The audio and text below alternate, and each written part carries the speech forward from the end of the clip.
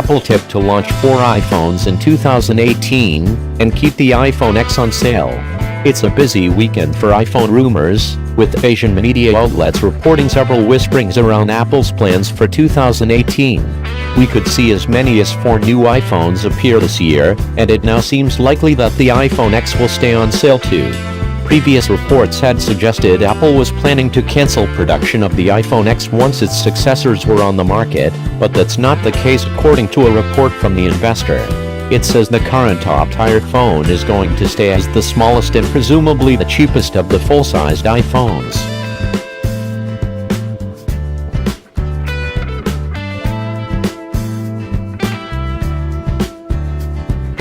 The same report says new 5.85-inch and 6.46-inch iPhones are in the works, with OLED screens sourced from an increased number of suppliers. That's all based on sources from the supply chain speaking to the investor, so take it with a pinch of salt for now.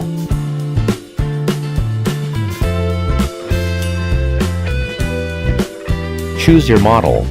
Meanwhile, an analyst at DigiTimes weighs in to say 4 iPhones are in development, 3 of which will see the light of day: a 5.7 to 5.8-inch LCD model, a 6.0 to 6.1-inch LCD model, and a 6.4 to 6.5-inch OLED model.